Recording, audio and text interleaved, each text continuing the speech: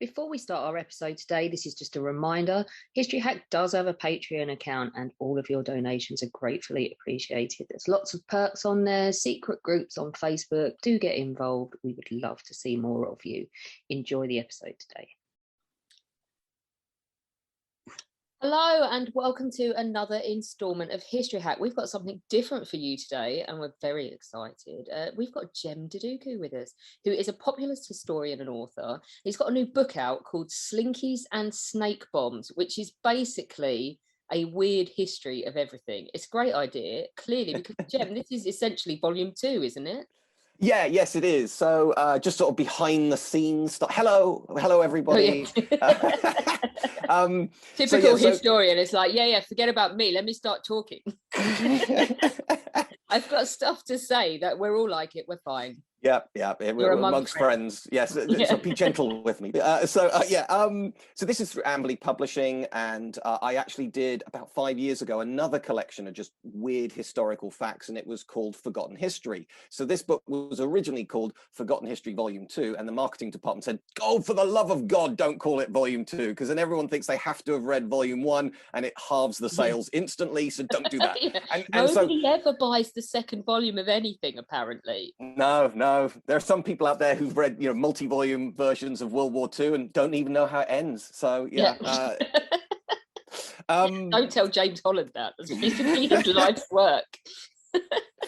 What both these books are is it's just a random collection of stuff. And in the introduction of this one, I make the point that there are certain peaks in history. If you want to get published, write a book on the Tudors, or write a book on the Romans, or write a book on World War II, and there's just enough of an automatic area of interest there that you'll probably get published. But it leads to these, and I use the word ghettos, of centuries of stories that just never sort of reach popular consciousness, and they're interesting. So there are leaders that never really get talked about, and within all of these things, even in the famous eras, there are these just sort of like weird and wonderful stories which are a footnote in a normal book, but that's the bit to me where it's like, ooh, there's something more interesting going on there. And then I dig them out and put them together. So really both books, the only thing, I can jump from the Aztecs to, Imperial France to, ancient China. I mean, they are in a rough chronological order. That's about the only sort of link between them. But, there is no through line whatsoever. And I actually had one friend of mine say, it is perfect bathroom reading. That's what I was just about to say to you without trying to insult you. Was this great one to have in the toilet for a bloke, isn't it? So because it's just as well. Because you can open it on any page. And it's like, oh, what's this story here? Yeah. You can start on page 72 and then work your way back to page 1 if you want to. You do it whatever way you want. I'm going to admit something now, and that's the group we have. We have a WhatsApp group for Down the Pub to sort of plan the episodes and everything. And as a joke, it's named after the 4 things that you're guaranteed if you put them in a title, everyone will download the podcast. So the group is called the Titanic Nazi Sex Tudors.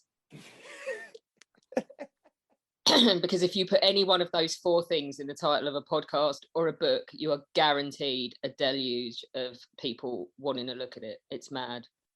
I've got 3 out of those in the book.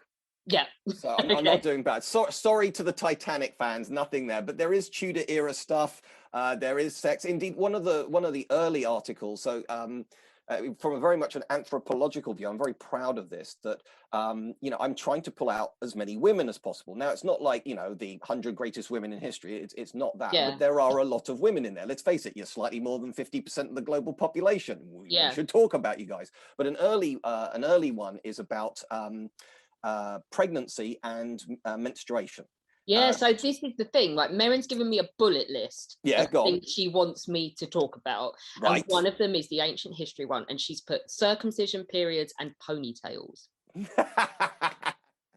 That's not all one, is it? They're not all in the same one, for the record. But this is the anthropological thing you were talking about, that you've actually, although this is a fun book, you've actually tried to say, hey, look, this is stuff that's actually really interesting and you should know. Thank you very much for that. You know, there are a fair few that are sort of like comical, because there are moments in history where it almost reads like farce. If I may, later on, I'll read out my all-time favorite in the whole book, called The Three Dimitris. But anyway, but yes. So in regards to these early ones, so there's one which actually links, unsurprisingly, menstruation and pregnancy. And the ancient Egyptians had a pregnancy test that was 70% effective. You know, Did they really? it's really impressive. Basically, a woman who thought she was pregnant would have to pee on barley seeds, and basically the FCH, which is the growth hormone in women when they are pregnant. It's the same thing that's used in modern pregnancy tests, but basically it's a super grow chemical. So if you peed on the barley, in 2 days later, if there were sort of like shoots from the barley seeds, you're pregnant. And it was 70% accurate. But the one that it led me down, look, I'm aware I'm a guy talking about this, but you know, where you get to the world of menstruation, and it's estimated that a modern woman in the Western world will probably have over 420 sort of periods in her adult life. Oh, and thanks for that. Well, here's the thing: you go back to adding that up for us. Yeah, so there's the women suffering, and there's the guy there with the calculator. I'm sorry, Alex, okay?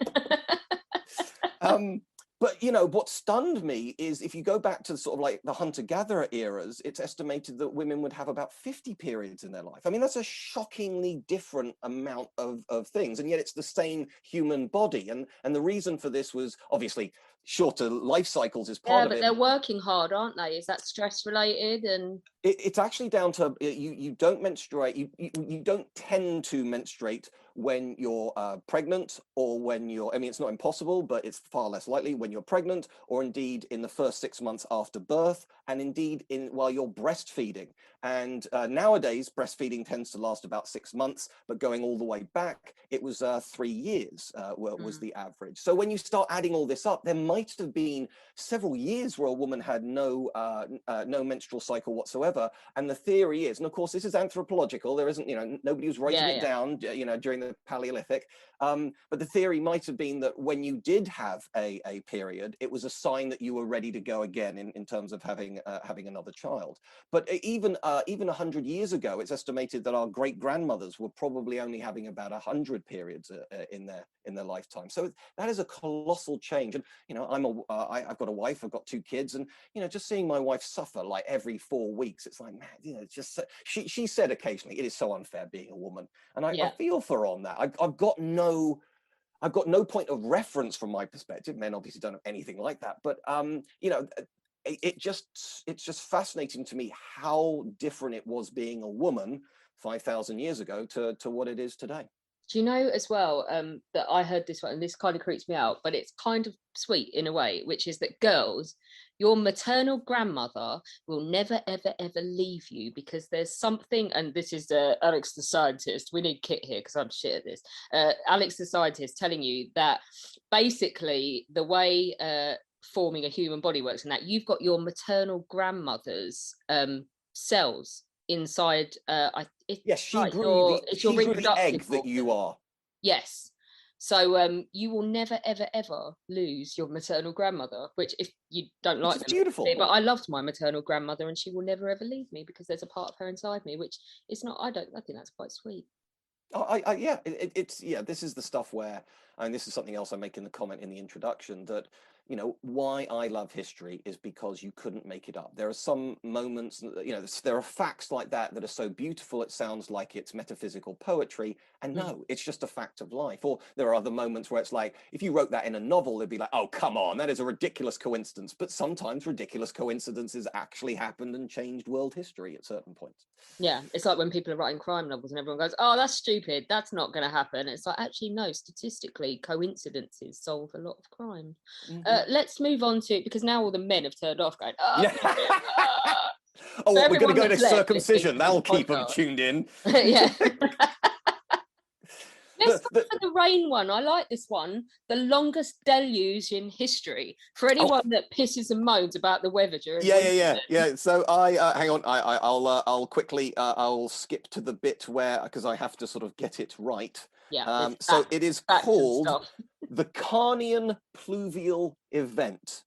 So this happened 230 million years ago, and it rained so much for so long, it's in the geological record. So that means it had to have rained a significant amount of time. And the answer is, bearing in mind, you know, Noah, 40 days, 40 nights, and that led to the flooding of planet Earth, if you want to believe such things.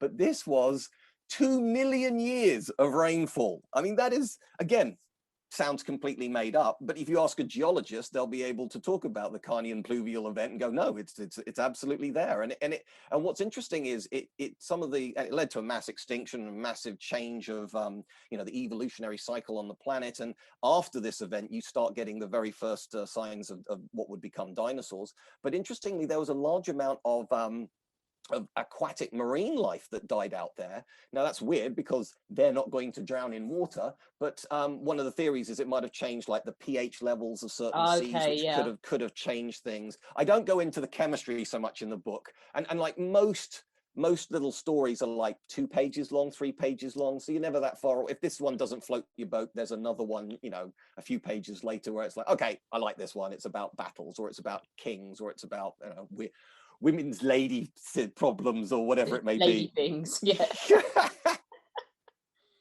Right, okay, let's move on a bit in time. Go on. You've mentioned, let's do it. Let's do the 3 Dimitris. Is this the one that ends up with the Dimitris cannon?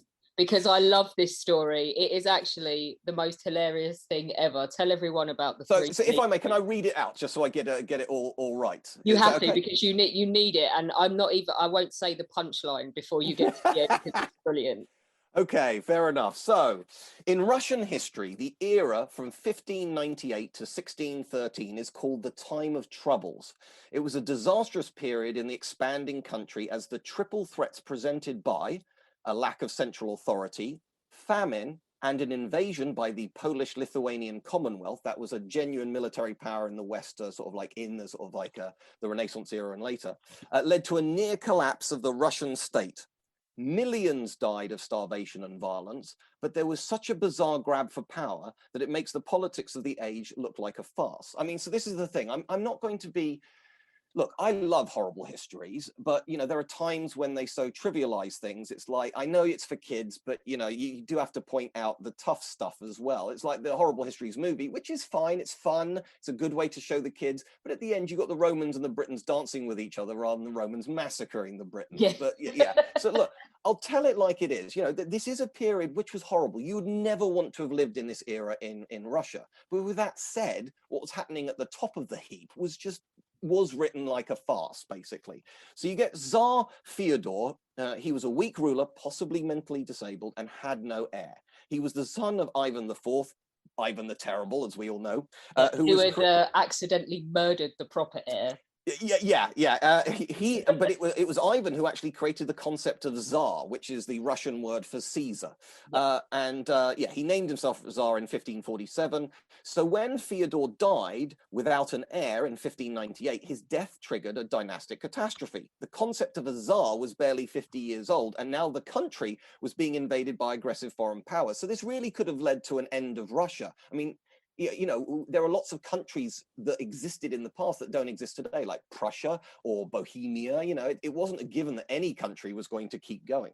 So anyway, which brings us to the first false Dimitri. This Dimitri claimed he was the youngest son of Ivan the Terrible, which would make him the brother of Fyodor and the rightful heir to the throne if he was genuine, even though everyone thought that the real Dimitri was dead, because he was. The man gained the support of the Polish-Lithuanian Commonwealth, formed a small army, and advanced into Russia in 1605. As he marched, his forces grew, although he did have to fight a few minor battles along the way. Fortunately for him, they were minor affairs, and it seems that he was considered the natural heir to the throne and had bolstered his credentials by showing the strength to lead an army. This Dimitri arrived in Moscow in the summer of 1605, where he was crowned Tsar by the new Muscovite patriarch of his own choosing. So, you know, he gets to pick the guy who crowns him and makes him legit. That's always helpful. He married Marina Minezech in May 1606, but for various reasons, she did not convert to Russian Orthodox Christianity, which helped spread the rumors that he was a secret Catholic who had made a pact with the Pope to reunite the churches. None of this was true, but it didn't stop an angry mob from attacking the Kremlin. Tsar Dmitry tried to flee by jumping out of a window, but fractured his leg in the fall. When he tried to hide in a nearby bathhouse, he was recognized, dragged through the streets, and apparently beaten to death. There are conflicting reports, but he was definitely killed. His body was put on display and then cremated, with the ashes allegedly shot from a cannon towards Poland, the direction whence he had come from with a foreign army. This was I love that. Have him back. Just a real full stop to it all there. Yeah. And this was followed by a massacre of his supporters. So far, so interesting, but not very weird, until Dmitry II arrives. The second false Dmitry turned up about a year later, again at the head of a Polish-Lithuanian Commonwealth army, claiming to be the same Dmitry who'd been beaten to death, burnt, and shot out of a cannon. This was quite a claim, made all the harder to justify when he was taken to his widow. On seeing this new Dmitry, Marina claimed it was a holy miracle, that he had survived, and that he was undeniably the same man who had died the previous year. This Dmitry did a bit better than the first one and lasted until December 1610, when, in a drunken stupor, he was shot and beheaded by a Tartar prince who had been nursing a grudge, having been flogged on Dmitry II's orders. Another man took his chance in March the following year, 1611. This was the third and final false Dmitry, who again was no such thing and seems to have been a disgruntled deacon of the church. This Dmitry did not seek the support of the Polish-Lithuanian Commonwealth, but instead threw his lot in with the Cossacks, who had been the backbone of the Tsar's paramilitary power. It was a shrewd move. They went on to plunder the surrounding areas of Moscow, and Dmitry III was formally recognized as the legitimate heir a year later in March of 1612. However, just a few months later, everything went wrong for him when he was deserted by his allies, captured by his political enemies, and executed without ceremony. It was Michael I who finally put an end to all the chaos and confusion when he came to power in 1613. He was the first Romanov Tsar, the founder of a dynasty that would last for over 300 years. So yeah, that's my favorite one, because yeah, it's you could do that bit, you could do that as a serious movie, or you could do it as like a carry-on film. You could. It's brilliant. Let's do, because what is Merrin talking about when she's put on this list? Pornocracy. We are going to get sex Nazis and Tudors into this. Yeah, the Roman pornocracy is sorry, the papal pornocracy. Hang on. I see. This is the problem. On some of my other books, like, you know, I'm a specialist on things like the Crusades and the Ottoman Empire. That's where I sort of get my name from. Yeah. And so, yeah, I know what you're going to ask about that. But the problem with this one, of course, is you could be asking me anything about any era, and so that can be the problem. So oh, hang on, I'm nearly there. So it's the actual title of this fact is The Roman Pornocracy. Bet that got your attention. Yeah. So yeah, I mean, everyone likes a little bit of fun, I'm going to say euphemistically. In papal history, the 60 years spanning from 904 to 964 has been referred to as the Roman Pornocracy. Roman Catholicism uses the Latin term Saeculum Obscurum, or the Dark Age. So the first person to suggest grouping the popes of this period together was not an atheist or a Protestant, but a Renaissance cardinal called Cesare Baronius. The popes of this time were weak. There was one pope by the name of Lando, but the only famous Lando is from Star Wars, not papal history. Yeah. And were inevitably, I mean, Lando, I never even knew that. It doesn't command papal authority, does it? No, not really. And invariably, they were the puppets of the rich and powerful and completely corrupt Theophylact family, which is another great name. It's also important to point out that the Vatican wasn't then quite like the later medieval one. To understand its position, we have to go back to the early Roman Church. Matthew 16:18. See, I get a bit of the Bible in here. Famously quotes Jesus as saying, "And I tell to you that you are Peter, and on this rock I will build my church." Because of this pronouncement, Saint Peter the Apostle and one of the 12 disciples is often seen as the first pope.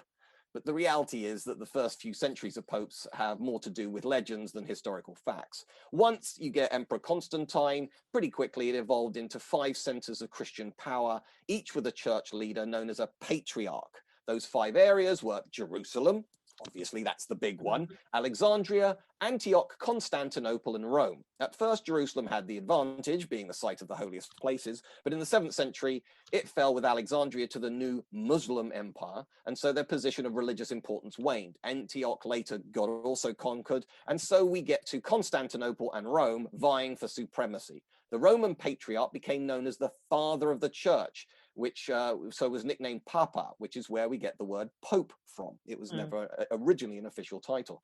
But the patriarchs of Constantinople and Rome would continue to be at each other's throats until the formal split in 1054. So this is a century before any of that happened. So they are still technically united. With all of this in mind, the position of the Roman popes as the supreme authority in the churches in the 900s was not to be taken for granted. And while they craved that level of recognition, duplicitous nobles could play power politics as everyone jostled for position, and the popes of this era were bad. They were often implicated in less than holy endeavors and frequently had lovers, to put it politely. Pope John X was deposed, imprisoned, and finally murdered. Pope Stephen VIII was imprisoned, tortured, and maimed. There was about a dozen popes in this period, some lasting just months. The final one, Benedict V, was deposed after just 1 month in office. The person at the center of this was Marozia, a woman who was born into the wealthy and influential Theophylact family, and who would become the mother of many of the key players. Her mother was Theodora, herself a master manipulator who used her power and riches to control the papacy for personal interest. Piety had nothing to do with any of it, and the popes of this time were, without exception, corrupt, short-lived, and ineffectual. Of course, the concept of a hereditary pope is an oxymoron, a big no-no, and a sign of how corrupt the church had become. When Theodora paved the way for her 15-year-old daughter Marozia to become the mistress of Pope Sergius III. A few years later, in order to counter the influence of Pope John X, who may have been another one of Marozia's lovers, Marozia married his political opponent, Guy of Tuscany, who apparently loved power as much as she did. Together, they attacked Rome, arrested John, and incarcerated him in Castle Sant'Angelo. The stakes increased when he died in 928, perhaps from neglect or ill treatment, or possibly because Guy had him strangled. We just don't know. Marozia seized power in Rome. The following popes, Leo VI and Stephen VII, were both puppets who didn't last long. In 931, she imposed her son as Pope John XI, who was only 21 at the time and had precisely no interest in carrying out the Lord's work. This was a period of papal history which is best forgotten, but it was also a time when Italy was under serious pressure from Arab raiders and pirates. And while the papacy regularly called for assistance to stop the threat, nothing came from it because of their obvious poor leadership. As an example of the neglect and confusion that marked the papacy at this time, considered Popes Manius and Martinus. Because of the similarity of their names, Pope Manius and Manius II were, in some sources, mistakenly given the name Martinus, and then were respectively numbers 2 and 3. So we've got the wrong names, wrong dates, wrong titles. It's because nobody cared. This is how irrelevant the papacy had become for this period. So when we talk about how I'm sort of going off the thing here, but when we talk about how everybody was super religious in the Middle Ages, they sort of were and sort of weren't. And even then, everybody knew what a good and bad pope was. And these guys were just the worst. So in 1281, when we get a new pope, they take the name Martin. He became Pope Martin IV, when in fact he should have been Martin II. Got that? When her husband died in 929, Marozia negotiated a marriage with his half-brother, which is technically incest in the Middle Ages, Hugh of Arles, who had been rather handily elected King of Italy. There was the little problem that Hugh already had a wife, but he had that marriage annulled so that he and Marozia could be married. It was an eventful wedding. Alberic II, another of Marozia's sons, was opposed to the rule of Marozia and Hugh, so he imprisoned his mother at the wedding and kept her confined until her death. Meanwhile, Hugh escaped and appears to have made no attempt to save his bride. Marozia remained in prison for 5 years and seems to have died of natural causes. It could have been neglect, but prison for an aristocrat was rarely a bare cell and chains. So the papacy at this time constituted just another everyday story of power, corruption, and supposedly noble people acting in less than noble ways. It wasn't until 965 that things began to change, with Pope John XIII, who showed signs of independence and proved unwilling to blindly back the Theophylact family. The term pornocracy arose because both Theodora and Marozia, mother and daughter, were the mistresses of 2 popes at least, and the alleged mothers of a few more. So it might not just have been 6th century Italian nobles who inspired Games of Thrones. Who said church history is boring? Yeah, there we go. it's on that one. insanity, isn't it? Yeah. But Pretty again, much. you know, you can see that's a good TV series. So why do we keep making, you know, the wives of Henry VIII over and over and over again? Now, don't get me wrong. I've got, you know, Henry VIII was an important person in British history, I guess European history as well. And, you know, how he abused his wives is a terrible story. But it's been told so many times, I would argue it's time for some other stories to be told. And yet, in your book, and I'm fully on board with this, people still believe a whole load of tripe about Henry VIII, don't they? Because surely he hated all Catholics, didn't he? Yeah, he really hated all I mean, yeah, do you know what? That's something else that I put in a line in a previous book, which is the problem with history is we look at it the wrong way round. Everybody knows what, I mean, so for example, as a kid, I was learning World War II, and one of the first things they tell you is who won. And so you know, as a kid, you think, well, why did Hitler bother getting out of bed? He was always going to lose. But that's not how time works. Nobody knows what's going to happen tomorrow. And sometimes really, I mean, look, let's face it. If Alex, you and I were having this conversation in the beginning of 2019, and I said, do you know what? In a year's time, we're going to be locked up at home. We're not going to be allowed to go to work. We're going to run out of toilet paper. Everybody's going to understand our infection rates of coronaviruses. And people are going to be running to Ann Summers to buy penis pasta. You would turn around to me and say, that is ridiculous, Jem. Because yeah. So I think COVID in a way is a great way of reminding us how people in the past didn't know what was going to happen next. And so, you know, in the case of Henry VIII, you know, he one of the things that people forget about him is he's the first British monarch who wrote a book and got it published. Now, we can, of course, it was going to be well received because people are not going to turn around to the king going, you can't write. But, you know, no previous king had ever or queen had ever sort of sat down and written an entire book. And he got laughed at by other kings and queens, didn't he? Yeah. And he was yes, but what you were alluding to earlier is, you know, he wrote a treatise defending the Catholic faith against. He was ass-kissing the Pope with his book, wasn't he? And he got the title from the Pope, Defender of the Faith, which a lot of people think was naturally because he became the head of the, you know, the English Protestantism, the Church of England, that's when he made up that title himself. But no, he was given to it for being a good Catholic boy. Indeed, he was. Right, let's move on to the early modern era then. That's where we've gone. Marin's put this in here just to piss me off. I know she has. Bananas, because I hate them. Make me gag. Okay, so I now have to try and find this one. So hang on, there's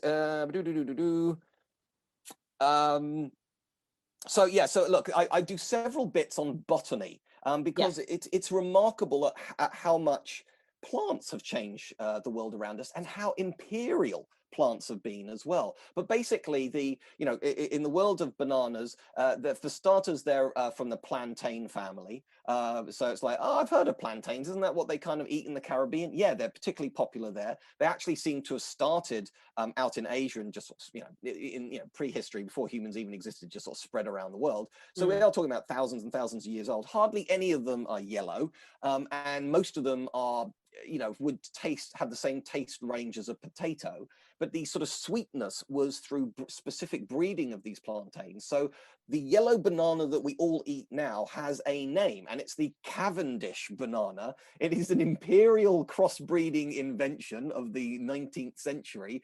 And so you could argue that whenever you eat a banana, you're basically eating a British invention because it's completely artificial. It did not exist as part of Mother Nature.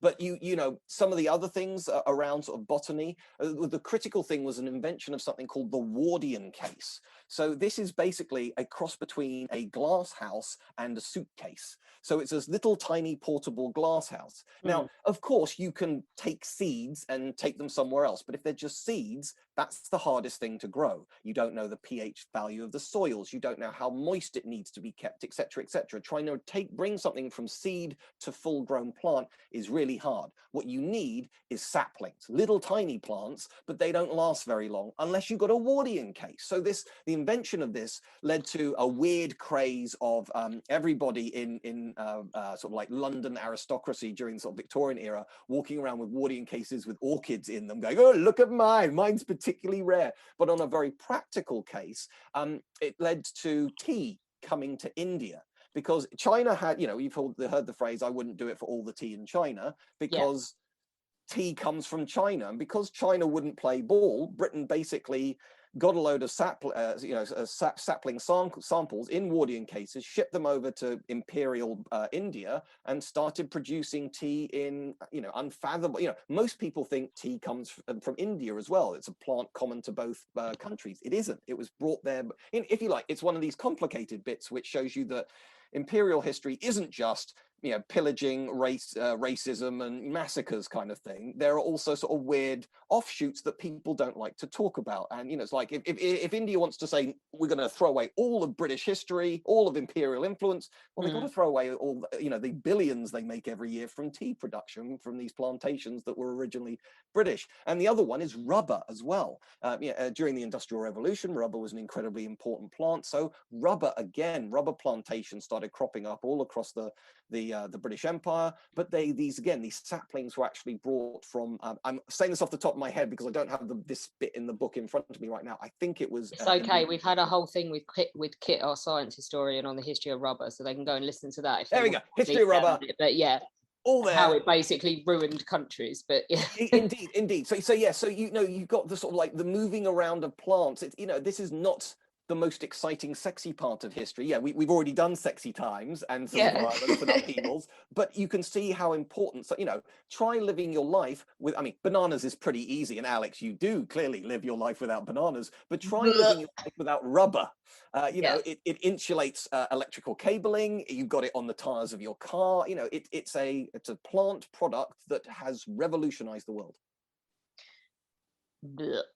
Not for good. As far, do you know what my mum says? Apparently, when I was a baby, she used to feed them to me like all the other mums, and all the other babies would eat the bananas, and I would spit them at her. So it's a lifelong thing. Right, okay. Merrin says on her notes that according to you, the early modern era already had mail order brides. Are we talking Anne of Cleves here, or are we talking something else? No. This was lovely. So when I was looking at mail order brides, because I was thinking about, well, first of all, when I was looking at mail order brides, I love that. Not for yourself. Yes, I have to be careful with that, darling. I love you, Liz. You are my one and only. In fact, the book is dedicated to L12, which when you were looking at mail order brides as part of your research. Yes, because first of all, I wanted to find out. Nowadays, is you hear about these mail order brides, are they a real thing? So that made me sort of like, is this sort of like an urban legend? And it's, unfortunately, I can tell you, no, it isn't. But it then 3 years with the Home Office, my friend, it's not. It's terrifying. Yes. So I started looking into it a little bit further, and just sort of jumping into this one, Britain had a version of Mail Order Bride consisting of Lonely Hearts adverts in local newspapers from as early as the 1690s. They only had limited success because at the time a significant part of the population was illiterate. However, the need to advertise for companionship evolved to a whole new level in the second half of the 1800s in America, when the appeal was not meant for women from other countries, but for American women. Two key events in the 19th century created the need. A steady increase in literacy made it possible in the first place. And the first event was the expansion of the American West. This part of the country was lawless and dangerous, so far more single men than families headed west to establish a homestead and or seek their fortunes. There were constant threats, including possible attacks by Native Americans, wild animals, and those who might challenge your claim or rob you of your wealth. The men who struck out on this lonely life were surrounded almost exclusively by other men. The only single women were those who worked in the local bars and saloons. So there was not a lot of choice for an honest, hardworking lad from West Virginia. The second event was the US Civil War, in which 2% of the population of the country died, the vast majority obviously being men. This may not sound a lot, but the result was a shortage of men in a country where there were literally thousands of women who wanted to marry. So there's less men to begin with, and then a significant chunk of those young marriageable men are heading west to, mine for gold or set up ranches. So basically these men were out of reach. So adverts began to appear in newspapers back east. Here's an example from the Times. Bachelor, age 42, considered good looking and affectionate, wishes to marry suitable spinster or widow of Christian principles. This is not Tinder. This is not like, hey, who wants a one-night stand or something. This is a man who is looking for a relationship and looking for a woman of, basically noble principles.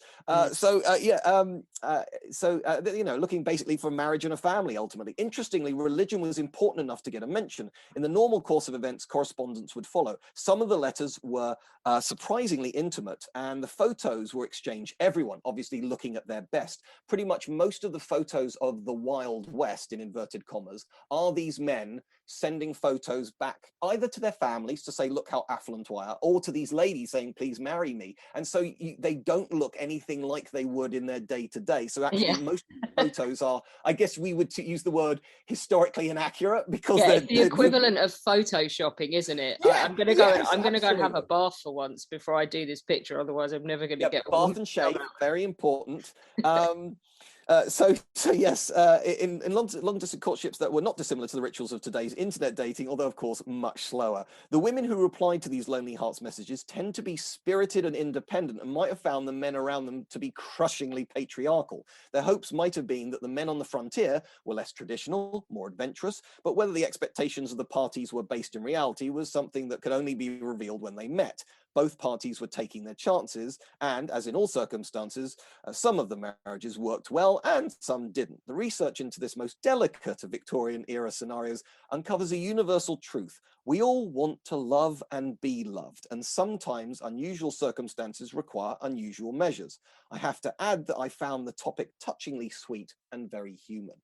Yeah, I mean, there is elements of this. Years and years ago, I used to work in media, but not the sexy part of media. I was dealing with horticulture, which is basically everything you grow that you don't eat. Like, could be turf, could be flowers. But I did occasionally look at for leads, for like advertising leads in Farmers Weekly. So we're talking 1990. Oh no! And there was a Lonely Hearts column in it, and because the internet didn't exist there, and it was basically exactly the same as this. It was really sincere men, and I always remember, because this one was passed around the office with much laughter, where basically the man's sole requirement about the woman was, and this is the 1990s, must have good teeth.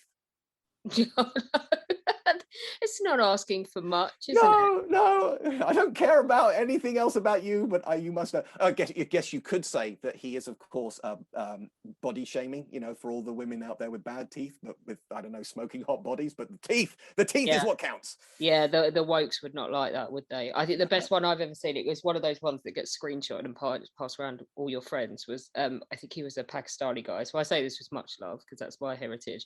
But literally his only requirements were that the woman be obedient and good at a housework. Didn't care what she looked like or anything. I was like, yeah, I wonder how many answers he's going to get in Britain for that. But should we move on to the modern era? Because there's one I desperately want to ask you about. The Iceland worm monster. You're going to make me bloody pronounce it, aren't you? Yeah. Look, while I'm playing for a little bit of time here as I just sort of flick around, but what I wanted to say is, why is this called Slinkys and Snakebombs? Because originally it was called Forgotten History 2, but there is, but there is actually a story about snake bombs. Hannibal, you know, the great leader, the great general that everybody knows about with elephants, he also had literally pots of poisonous snakes that he used in a naval battle. So that's the snake bomb bit. And there, I do also the history of the Slinky, literally that little metal thing, that the coil that you put down the stairs. It's actually linked to 2 world wars and a religious cult. It's really, it's not 2 world wars, 2 wars. Yeah, a religious cult. It's really interesting. But you are talking about the Lagerfjord worm of Iceland, and really, what this is to Iceland is, I won't bother reading out, but this is to Iceland what the Loch Ness Monster is to Scotland, or Bigfoot is to America. And it's one of these things where there's been lots of sightings, and as it points out in the article, you can even look on YouTube for alleged video footage of this worm.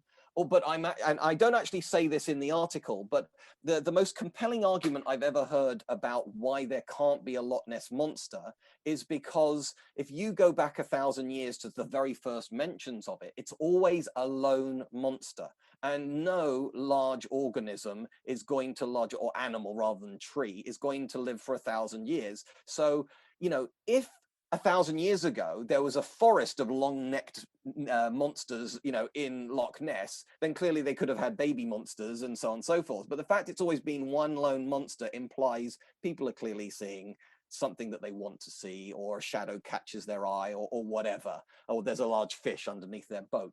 But you know, if you like the Lagerfjord from Iceland, or you know, Loch Ness, or you know, Bigfoot, I think it tells you something about human beings. We always want to believe in the weird and wonderful. And Alex, I know that you have thoughts on this, and I certainly do too, about, you know, there's a group of people out there that every time they see an ancient monument, their assumption isn't humans can do it, it's always aliens, alien technology. Usually if the other possibility is that a white man didn't build it. This is what we had doing. That clearly, that couldn't have happened. No ethnic minority is capable of this. It must have been aliens. Yeah, but I mean, but saying that though, even white people have sort of made this mistake about sort of like earlier civilizations. The Anglo-Saxons were talking about some ruins. You know, so this is only a few centuries, you know, into the Anglo-Saxon era, and they were talking about these ruins had to have been built by giants. We would call them Romans. So you know, it's every time you see a mysterious thing, there's somebody out there that basically comes up with a legend, and you know, I think that tells us something about us, not just the people of the past. Something else that tells you about people is that sometimes they're very stupid. Pilates. Yes. Well, that's a Greek word. That must be really, really old, right? Say that again? Pilates must be really, really old, because it's a Greek word. That's another one of my favorites. Possibly been invented in World War I, could it? No, but look, I'm completely honest in the book. Now, when you think about it, Pilates is not a sort of like, you know, it is not a Chinese word or something like that. But I assumed Pilates must have started about the same time as yoga or something like that. Yeah. But Joseph Pilates was basically a man who was interested in exercise, born in the Victorian era, you know, lived in the 20th century, died, I think, 1960 off the top of my head. But yeah, he was a German in England during World War I. And he'd already come up with these ideas of sort of like basically using animal movements, natural sort of stretching and flexing to improve the human body. And he was in an internment camp in World War I. Now, this wasn't a place where people were being starved or beaten or anything like that. But obviously they were being held against their will in the middle of a world war. It wasn't good. At some point, they were actually held in a castle, which is kind of cool. But he started doing this exercise with obviously minimal equipment around him. And the people who joined him were healthier by the time they left the internment camp, and then they walked into the internment camp, which made him think, I'm onto something here. And yeah, so it's one of these wonderful stories, which, again, why is this not better known? You know, I would argue that, like, if this keeps you healthy in basically prison environments, then Pilates is, it's very much seen as something for the girls. You know, let's get our yoga mats, our stretchy pants, and then stretchy sort of sweatpants, and then off we go. But I would say more guys would do Pilates as like, you know, if you're doing time, you can do this kind of thing. And, you know, being healthy is an important part of your life. I did Pilates once, and I would just lay there thinking, this is not going to make me thin. This is a crock. One of the other things. What's this one about the American flag on uniforms? Yeah, so I was wondering. So when I was watching footage about footage of the Iraq War, it's like the American flag on their shoulders is the wrong way round. You know, basically, when you look at a normal American flag, the stars and stripes is sorry, the white stars on the blue background is on the top left. Yeah. They were on the top right on their shoulders, and it was all black and green rather than red, white, and blue. And it's like, well, what's going on here?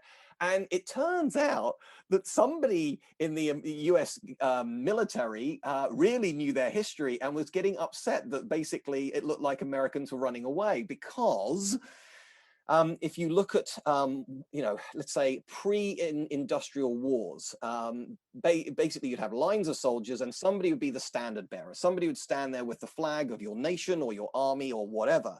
And in those days, they would make sure that the blue field of stars would be next to the pole.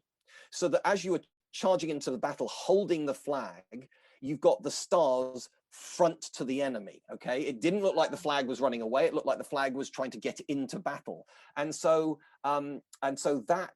that sort of like reversal of the flag was put on their shoulders. So again, it looked like this is America attack. I mean, this is such a tiny detail. Worry about, like, you know, troop numbers and supply chain and disease, how to deal with the population. Yeah, disease, food, you know, these things are more important, but somebody thought about it. But so you've got modern day soldiers. Also, basically, unless you're on military maneuvers and apart from World War II paratroopers, American soldiers just generally didn't wear the flag on their shoulders. That's a very modern concept.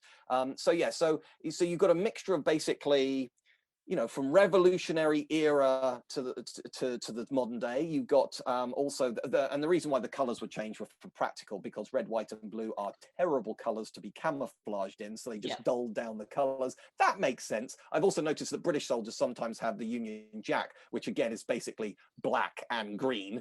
So you know, again, so you're not walking around with a big target on your chest, which I think we can all agree is a good thing. So I that was one where I was sitting there just watching the news going, there has to be a story behind this. And I fell down this rabbit warren going, that is a really minor detail that somebody's paid too much time and attention on. That's a proper historian rabbit hole, isn't it? Yeah. You'll never get a book on that because there just isn't enough information on that. But yeah, it's good for a little article. I like it. Right, okay, one more. You pick anyone from the book that you love. We've already done the three Dimitris, which I know is your favorite. I was going to say that was my favorite. I tell you what, let's do a woman again. Let's do Elizabeth Wilkinson, the Cockney bare-knuckled boxer. Come on. That's a good one. So yeah, women in the early 1700s were technically the property of their husbands.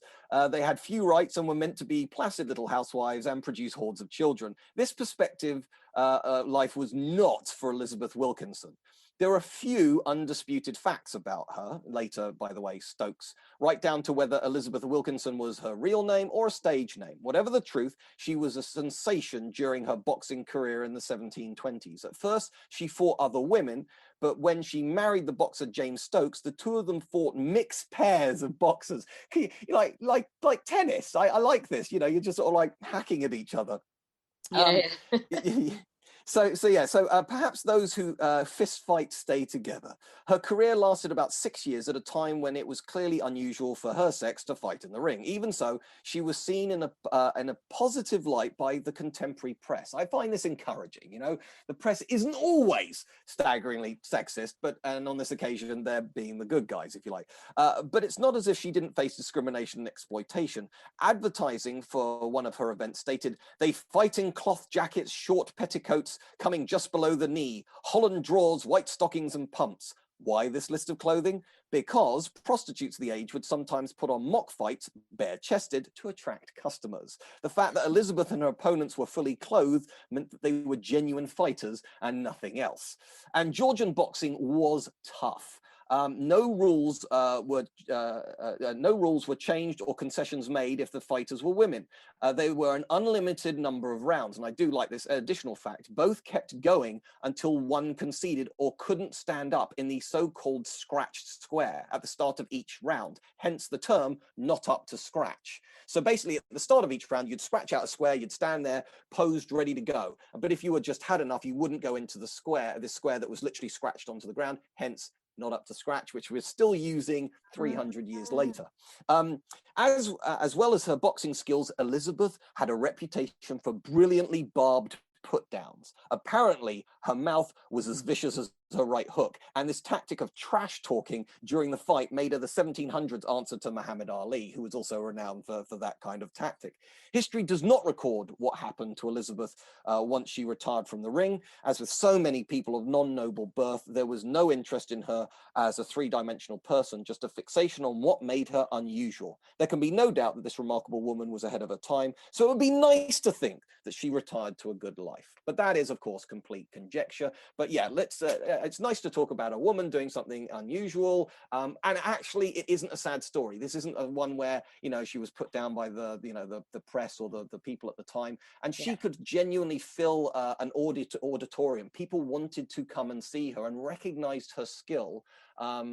I think it's very important to be as inclusive as possible. I mean, that's like I say, there's lots of women in this. There are lots of different cultures. This isn't just about Europe.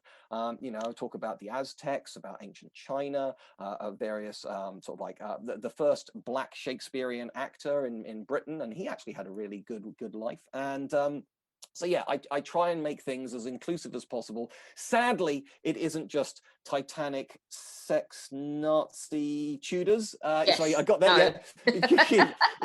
it isn't just. But you've got things. 3 out of the 4 in there. I've got 3 out of the 4 there. And come on, do you not want to know more about Slinkies and Snakebombs in the first place? I definitely want to go back and read the Snakebomb ones because I missed that. Yeah, okay, brilliant. This has been great. Remind everybody, the book is Slinkies and Snakebombs. We'll put it in our online bookstore so people can click through to buy it.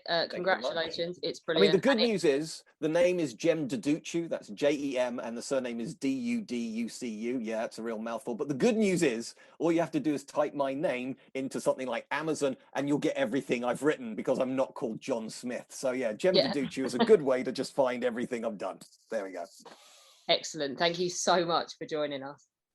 Absolute pleasure, Alex. Thank you very much. And the podcast is amazing, and you guys put in so much work. You put out more episodes than any other history podcast. So yeah, you guys are rock and roll stars. And insane, basically. A little bit. Yeah. If you're feeling particularly grateful, do hop over to our Patreon and lob us a couple of quid a month so that we can at least buy lots of alcohol to dull the pain of all the editing. When our guests join us to talk about their work and their new book, the 45 minutes or so they spend with us is just a taster of all their efforts. So to this end, we have launched our very own bookshop on bookshop.org, where you can find our guests' latest and greatest books. You can support them, and you can support History Hack too. 10% of every sale via our bookshop supports the podcast and allows us to keep at it and bring you more amazing guests. You can find our bookshop at bookshop.org/shop/history hack, or just search on bookshop.org for us under the shops bit. Thank you for your continued support, and here's to your next great